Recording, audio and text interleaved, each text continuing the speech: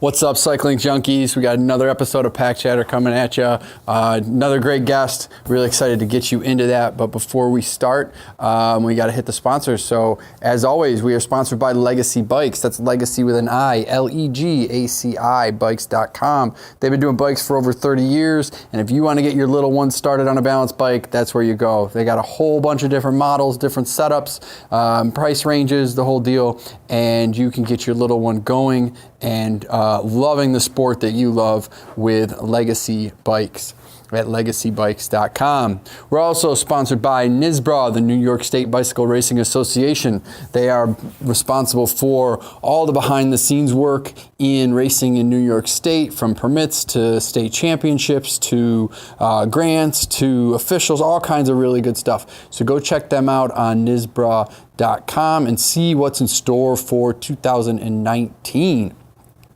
We also are sponsored by the Dirty Bikes Gravel Series. That's right, Dirty Bikes coming up this spring. Your spring classics, Western New York spring classics, are like no other, man. You got to get out and check this series out if you haven't been there before. And if you have, get registered and get ready to rock. Anybody who registers before February 2nd for the entire series or for the first two races will be guaranteed a free pair of event socks for each of those two races.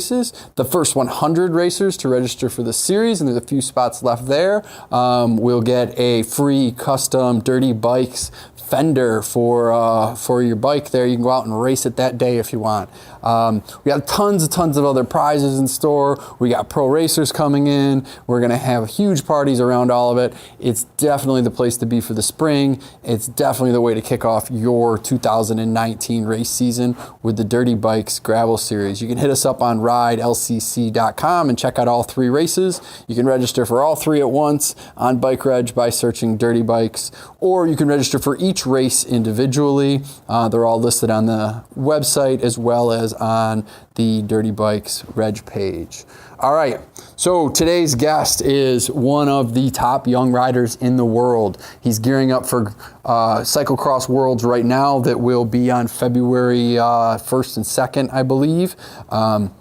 Where he'll represent the U.S. in the 17 and 18-year-old group. He's a three-time national champion, 2 national championships in cyclocross and 1 in TT, all junior national championships.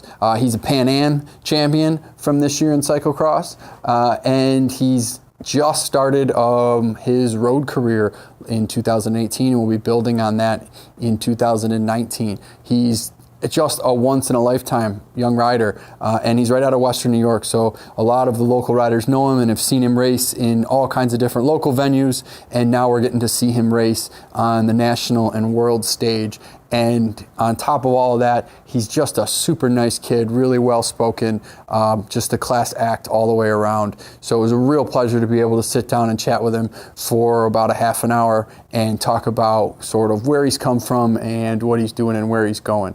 So check out Magnus Sheffield from Cyclocross World and Hot Tubes, Cannondale Cyclocross World and Hot Tubes. You'll never go out on a training ride and dig that deep. Awesome. We won gold. They're life rides. I'm like, dude, I'm still figuring this out. Lose sight of the fact that it's whoever goes faster. This isn't a road race. This isn't a mountain bike race. The sensei of sprint, Todd Shesky. My eyes are coming out of my head. Just get in here. All right, welcome back to another episode of Pack Chatter. I'm Tony, and with me, as always, is my man Todd Shesky. What's up, buddy? Well, we're just we're going to complain about the winter a little bit, but you know what? At the same time, we are getting 2 minutes extra daylight every day, and so even driving home today, I was like, it's a little bit lighter than it was yesterday. So, we got what, 70 days till officially spring, so countdown begins. Yeah, you're always the optimist. I'm feeling fat and slow and cold, and I'm just it's driving me nuts. But I got to get out and start riding and get moving here, I think. Yeah, man, the season is upon us. Anybody that's in warmer climates, the races start in Texas this month. So they're getting ready to go. Got some guys down there, and yeah, it kind of makes things, I guess, a little bit more urgent when you see the road season's kicking up in the warmer areas, and thinking, yeah, and I always kind of put it in terms of weeks, right? I mean, you look at it and say, yeah, it feels like we're in the depths of winter right now, but the reality is, in 8 weeks, man, we got spring Giros here. All right, well, that's good. That'll give me some motivation. All right, with us today, we have one of the top young riders literally in the world, one of the top kids in the country, from Cannondale, and his road team is Hot Tubes, is Magnus Sheffield. Hey, Magnus, how you doing, buddy? I'm doing well. Thank you for having me on the show. Yeah, thanks for coming out, man. We're really excited. You've had a really, really, really good 2018, man. You started the year with a national championship, which I guess is technically last year's, but the way that cyclocross thing works, right? But right. But yeah, you started the year off with one. You picked another one up in the time trials this year. Junior Tour of Ireland, you had some great results. Pan Am Games. I want to talk about all those different things. But for you with 2018, what is sort of the peak moment there is that you've had so far? It's really hard to say. It's been such a fun experience this year. Along with the cyclocross season, but this past year, it was my first year racing on the road, and that was a really new, cool experience for me, just because I had never done such a thing. I had always just trained on the road, but I had never actually done a road race. So there was just a ridiculous amount of things that I had to learn, but it was super fun. So what was your first official road race then? My first official road race was in Georgia. It was the Tour of Southern Highlands, and it was a circuit race. Okay. And what are some of the things that you found in that transition from your experience with cross, jumping right in? And it's not like you jumped in at sort of an entry level. I know some of the you were doing some Pro 1-2 stuff and some really high-level junior stuff. So for a first year, you were definitely jumping right in the deep end. What were some of the things that made that transition tough? I mean, one of the biggest things that I kind of bumped up against was the junior gearing. I had never really experienced that before. And that didn't take too much time or getting used to. But the biggest thing that took me a little bit was just riding comfortably in a pack with other riders and getting comfortable with that. I had a few hard crashes and some crits this past year. I lost a lot of skin, but I definitely learned a lot from it. Yeah, crits will do that to you. Yeah, imagine it coming from cross. You how do you how do the RPMs usually shoot for there when you're spinning? What's your cadence usually look like there? Because it's probably a lot lower than when you're running junior gearing on the road, as opposed to maybe a kid coming from track onto the road, which Todd can certainly talk about. But I've seen some of those kids come off the track onto the road, and they seem to acclimate to that junior gearing pretty easily. Is it harder coming out of cross, where you typically maybe have a little lower cadence? I mean, so during the cross races, the cadence is around like 80 to 90 RPM. But it's also just the effort is so much different than on the road. That's also something that I had no idea about. But in cross, it's just you're just at your max the entire race. And on the road, it's kind of like the starts are pretty casual on some of the longer stage races. And it's like, all right, you're just kind of coasting. You can have a chat with the guys around you, and it's a lot more casual in some instances. But then, once there's an attack, it's just full on. Back us up a little bit too. And I don't know if everybody's familiar kind of with where you kind of come from and kind of why this year was a little bit different and so forth. So because you started in cyclocross, right? And, right. Yep. And you've had a couple seasons to kind of walk us through your progression of how'd you get into cyclocross? Kind of give us the kind of the pathway. It's obviously it's a little bit different. Your peers and so forth in school are playing basketball and baseball, whatever else, and boom, you're doing cyclocross. and kind of your progression, and then kind of give us a little background there. Yeah. So the way I kind of started was I've been skiing since I was 2, and I think I've been competitively skiing since I was 6. So I'd always been ski racing, and then when it was in the wintertime, I'd be playing soccer, and I did that for until I was about like 14, and I played high school soccer. I even swam. I did triathlon. I did a little bit of everything. So, and then the way I kind of got into the cycling was that there was the mountain bike series at Arrowhead that was just like 5 minutes from my house. So I started to do that just kind of as a way to train in the off season from skiing, because that's what I was just kind of told to do is when skiers aren't skiing, they're biking. So that's how I kind of got into that. Andy August kind of got me into doing the cyclocross at Ellison. And then once I got into that, I did like a couple races just on my mountain bike. And then the next season I got a cross bike, and that's where it kind of, that's kind of when I fell into going to like the bigger races like the Providence, Charm City. And I started following some of those races. And then I signed up for my first nationals in Asheville. And I didn't have a lot of expectations coming into the race. I knew that I could do well. And I won. And then the next season was like the real season that I had like I was racing almost every weekend from September until about the end of October. Or November. Yeah, so that's a pretty, if people are not as familiar, most of our listeners are pretty familiar with the sport, but for you to come out in your first season in cyclocross and kind of go like, well, I'm gonna go to nationals and see what that's about. Right. To win is pretty crazy, right? It's not what people do. Most of us have been chasing a Stars and Stripes for a lot of years, right? And obviously not very many people get one. Right. It certainly gives you a big level of confidence coming into the next year. You're like, wow, I just started this thing. And so do you kind of feel like at that point you're like, man, I'm full on this cyclocross thing. This is it. Not exactly. So I thought it was super cool that I won nationals, but I wasn't quite sure actually kind of like what to do next, because I was still really into skiing. I still really like to play soccer. And I did all these other things.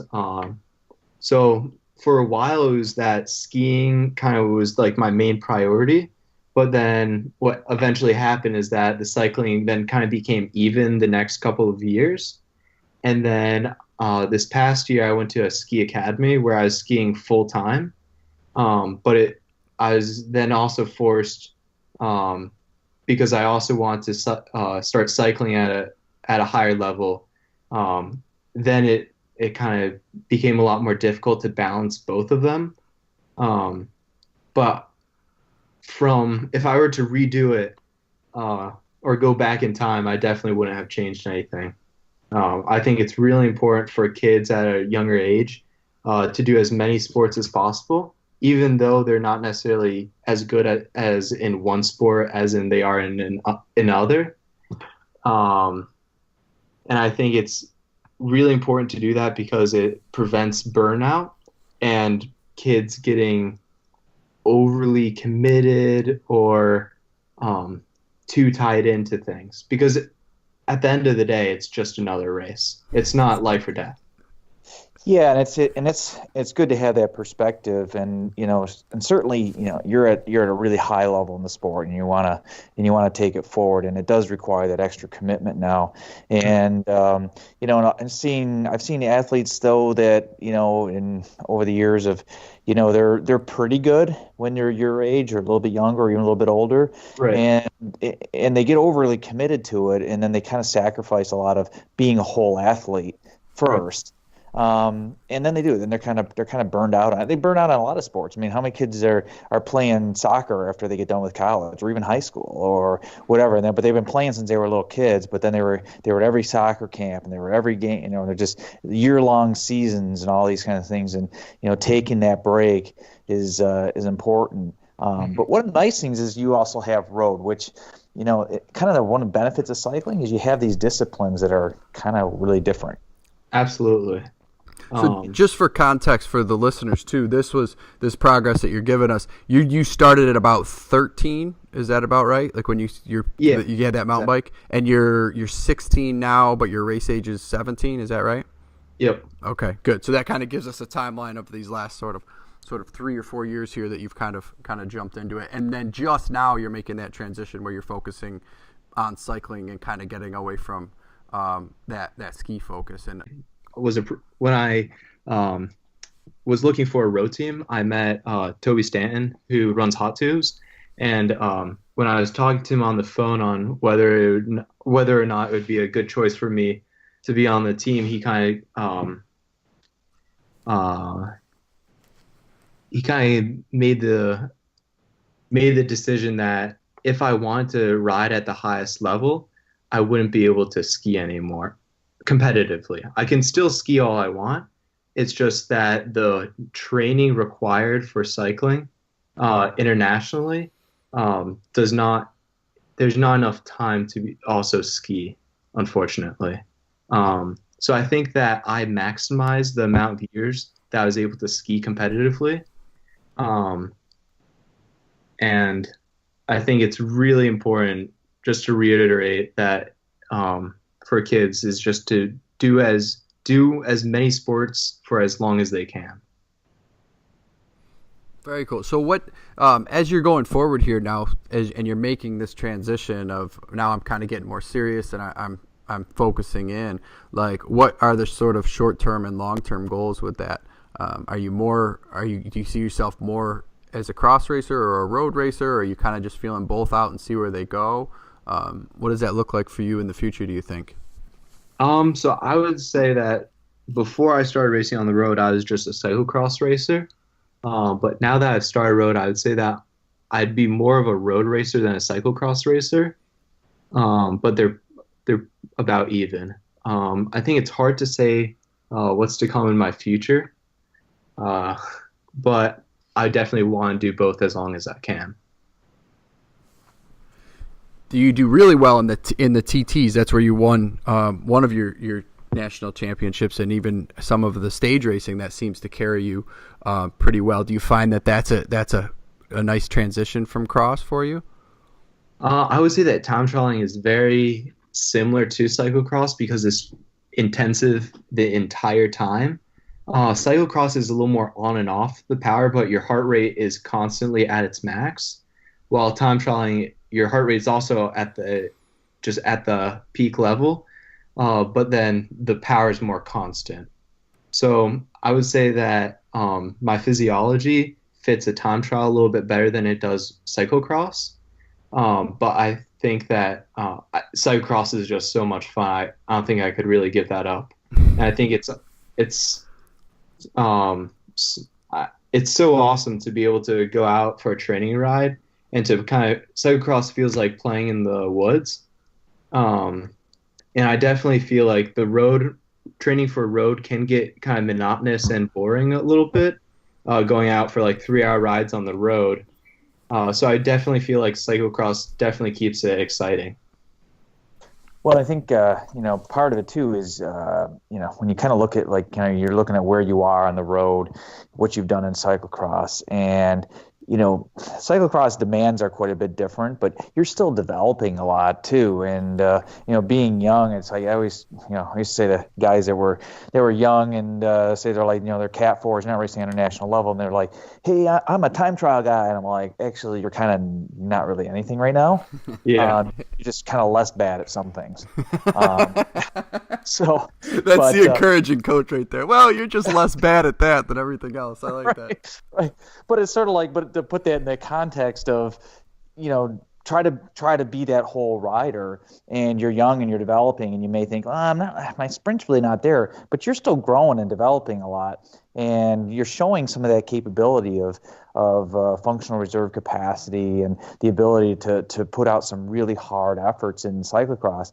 And so wouldn't discount yourself as being a good all-arounder on the road, just because things are going to change as you keep growing and you grow into the sport as well. So Right. No, absolutely. And people ask, like, I always hear it with other kids, like, oh, he's just a sprinter, he's only a time trialist. I'd really consider myself an all-arounder, but something that I definitely do need to start, that I'm trying to improve on, is my sprinting, of course. Right. Well, it's like, one of those little catchphrases, right? I always say, every race ends in a sprint. Yeah. But you can get in the break all you want, but it's like, okay, well, I got to sprint 5 guys, and they may not all be sprinters, but you don't have to be the best sprinter. You just got to be better than the guys you're with. So, but most races don't come down to you being by yourself. Right. It's every time trialist's dream is to get that solo breakaway and come in alone, but it's rare. And so you at least gotta always develop it. And so I think you got a great perspective on that, is saying, yeah, I'm really good in this area right now, but hey, you don't know, and then give yourself another couple of years, and especially at the competition level you're at, right? And Oh, absolutely. And you're certainly seeing what people are capable of, and it's kind of shifts your brain sometimes when you kind of go like, okay, here's what I really got to measure up to. It was fine to be this good, but now there's a whole bunch of guys that are that good and better, and you kind of see what you gotta do in order to finish those off. So, but you had a spectacular result going to Ireland last year. I mean, last year was your first road year, right? Correct. Yeah, and so tell us a little bit about how Ireland went for you, and so I won't steal your thunder on the result, but it was great. So I'd like to kind of get your take on that race and how it was traveling internationally, first year road, and all that. So I would say that I've always been traveling for skiing, so the traveling just felt kind of normal. It's just, instead of bringing my skis along, I was bringing a bike.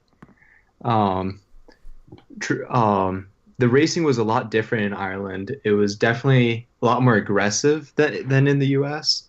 And then instead of kind of a casual start, like in some of the road races I've done in the U.S., it was everyone was just looking at the official with the flag, and as soon as it dropped, it was just an all-out brawl. So that was a lot different. Sounds more like cyclocross. Sounds like you'd be at home there. I mean, like, was it one of those ones where they have the neutral start, and you're like, hey, we got the neutral start, and all of a sudden, but you're going 50K an hour in the neutral start because everybody's so eager? It's hilarious. I mean, these I think the most difficult part of the race is the start, that by far. Just because of also positioning. If you're at the back at the start, you might as well just call it quits. You'd probably get dropped if you're at the back. Yeah, especially if the roads are tight and you turn, and then all of a sudden you're shuffled back, all these guys, and then you're sprinting. And I always say to people, how many times are you going to sprint, right? I mean, right. It's the yo-yo effect. But Ireland was a super cool experience that kind of unfortunately ended kind of chaotically. I don't think they had a pretty good coverage that they posted online, but it didn't necessarily show what had happened. So I won the time trial in Ireland, and we had the yellow jersey by, I think, 6 or 8 seconds the entire race until the second to last stage. And that's when I had gotten in a break with about 8 other guys. I didn't have any other teammates with me, but what had happened is I got a rear flat. It was more of a slow leak that started to go flat, and then some of my teammates caught up to me. But unfortunately, because the roads were so small in that section, the section of the road, right, my team car got caught behind some other riders, and the team car wasn't able to pass. So when I pulled over to get a wheel change, I had to wait for my team car to come, and then by then I think the lead group was 2 minutes up the road. So then once I got a new wheel, I caught back on, or I came within, I think, like 5 meters of the back of the group. Right. So I closed down that gap, but then the biggest problem is the Irish officials didn't let me draft behind my team car. Right. So, and then obviously once everyone else saw that the yellow jersey had a flat, everyone attacked. So unfortunately, I was just kind of caught in the wind. Yeah, those are hard things to happen, and it'll just, and I always kind of say when it happens to somebody else, you don't even think about it, right? If you were in that breakaway and somebody else punctured, you'd be like, he's just gone, right? You don't think about him anymore. But when it's you, it's like your whole world just collapsed, Right. And but I mean, certainly a big kudos to you for just that mental toughness of just getting back and just fighting all the way back up there. And yeah, and that's one of those international things where they'll kind of they'll look the other way if it's an Irish guy, but they're not going to look the other way if it's you. So Right.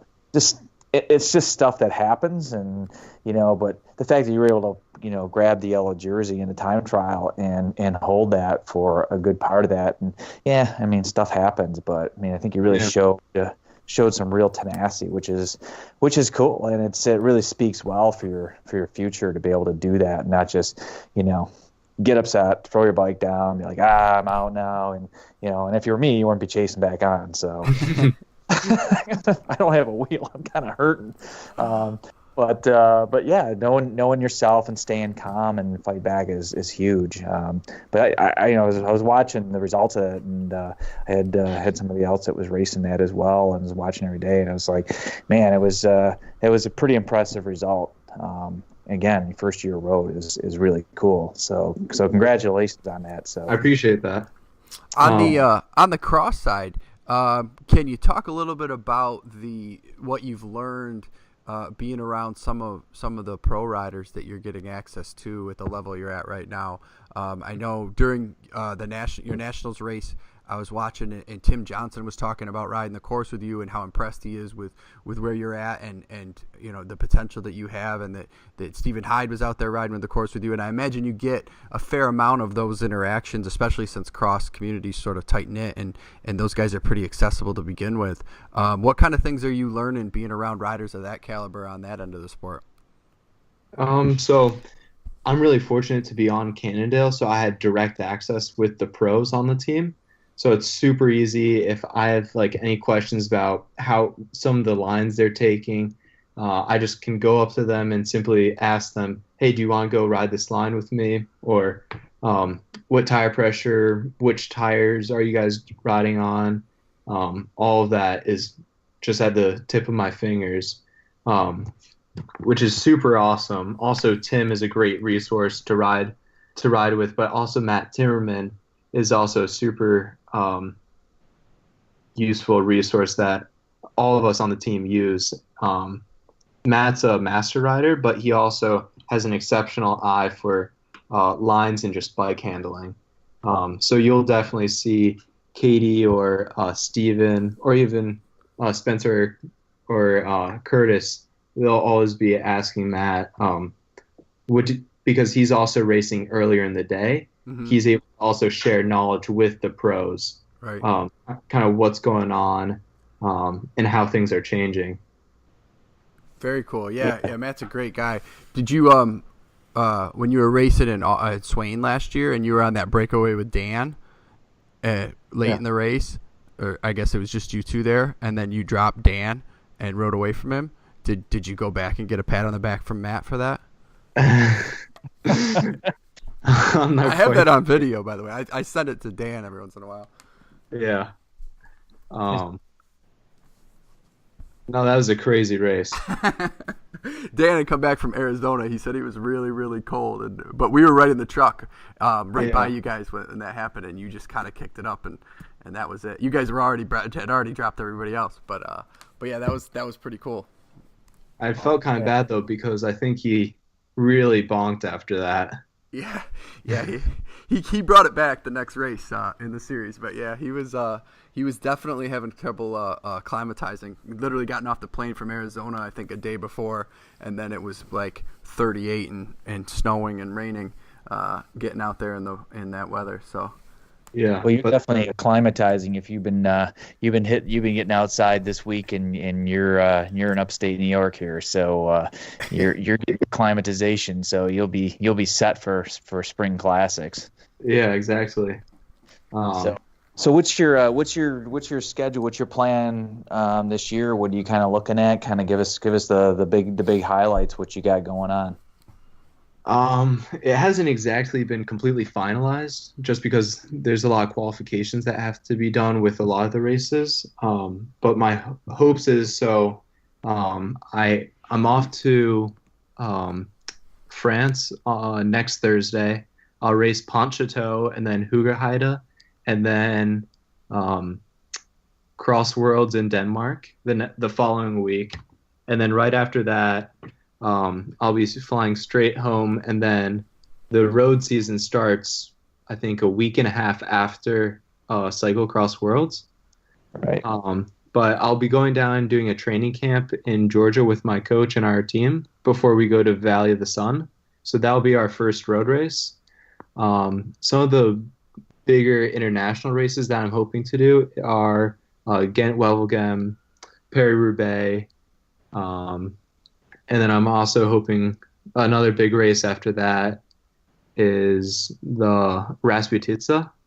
Mm-hmm. That's a gravel race, which was phenomenal last year. That's probably one of the most fun races I've ever done. Yes. So you're getting a little bit of a mix even in your road season then, and it seems to be a trend. Actually, I think we're seeing with more teams as some of the other shows we've done that Tony and I have done, and talking about the transformation of the sport and so forth, and of course you haven't been in it long enough to see the transformation. It's just your present reality, but that's not something that used to happen as the kind of these cross disciplines and even within the season. So that's cool to see that you're gonna have some of those opportunities as well. Right. And so after that, then there's some more stage races in Switzerland, which are all UCI Nations Cup races. That I would do with the national team if I were to be selected. And then after that, road nationals will be in June this year. And then the Junior Tour of Ireland is in July. And then after that, the road season kind of dies down a little bit, other than a few crits every once. There's just kind of some random crits in the Northeast. And then the cross season starts at the beginning of September, and then Road Worlds is at the end of September. So then now I'm getting to the point where the road and cross seasons are actually overlapping. Right. Yeah, and it's kind of a challenge, I think, for everybody right now, because it used to be cross didn't start until well into October, end of October. We used to road race and crit race to the end of October.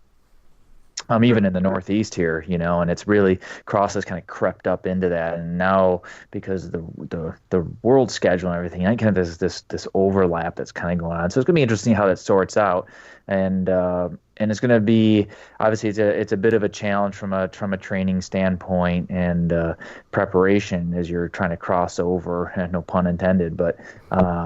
Pretty kind of different demands from what you'll need for World's Road to cross and so forth. So what's the expectations and plan going into Worlds here? Because that's kind of your next big thing, just a couple weeks away. What are you looking at going in, and what does some of the competition look like there? I think last I heard were you ranked 6th? The last I heard, does that sound right? I'm not quite sure. I haven't checked the most recent standings because with nationals this week in Europe, the points from our nationals won't be included until I think next week. Okay. So the rankings aren't quite up to date quite yet. But once the list comes out next week, I think I'll still be in the top 10. So I'm hoping that'll give me at least a front row start at Worlds. That's really what I'm really hoping for.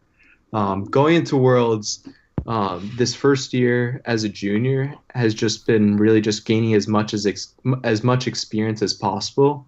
And the former cross director, Jeff Proctor, had always talked about how junior racing in particular, it's a 2-year process, especially in gaining results in Europe. You can't just go to Europe and expect to get results in 1 year. It's something that takes a lot of time. The first year is just all about gaining experience, kind of getting accustomed to what the racing is like, what the courses are like, because they're so much different than the U.S. How's the course expectation going to be going in? It seems like that Nationals course you guys raced in December may be a little bit more like a European course, but are you expecting big differences there that you haven't seen throughout the season? So the World's course is going to be absolutely crazy in Denmark. I don't know if you guys saw the videos from this past November, but I just saw like the ocean waves crashing over like the side of the course, and the crazy off cambers. It's really going to be like nothing else. But as far as the Nationals race we had in December, I wouldn't necessarily say that was very Euro-like, because in Europe a lot of the mud races, they're still rideable. So this past December at Nationals, we were essentially running about 60 to 70% of the entire course. Yeah, and I kind of wanted to get your thoughts on that. That was a bit of a heartbreaker because you were really controlling that race until the crash there, but it did seem like you chose to run a lot of that. Right. My strategy coming in was just the running is just safer, and I'm not losing that much time from it. Obviously, the remount is a little slower, but I have a lot more control when I'm off my bike rather than my competitors that are on the bike. But it's hard because the UCI rule is that all UCI races have to have at least 90% of the course rideable. And obviously, USA Cycling was faced with a really difficult decision on like what sections to keep taped off for the amateurs and for the elites. Mm-hmm. So I think that USA Cycling did a great job on that part. However, the biggest difference between kind of the US and Europe, especially in the muddy races, is that in Europe it's incredibly muddy, but it's still rideable. Gotcha. Yeah. All right, man. Okay. So it sounds like, but you'll be well prepped and you know what you're up against. So we'll definitely be watching the stream and cheering from the warmth and the non-muddiness of my kitchen. Yeah. So, but well, it's great. I think it's awesome to see your really fast rise, and but also just that you really got a lot of things pulled together already in such a quick period of time. It's great to see, and I think we're all excited to see what you accomplished. I think you obviously got the talent and you got the work ethic. So I mean that's always the big combination. So congrats so far, and man, we're all excited and pulling for you. Thank you very much. Yeah, absolutely, man. Thanks for joining us, and we'll be rooting for you at World. Thank you. All right, buddy. Have a good time. Yeah, take care. Bye.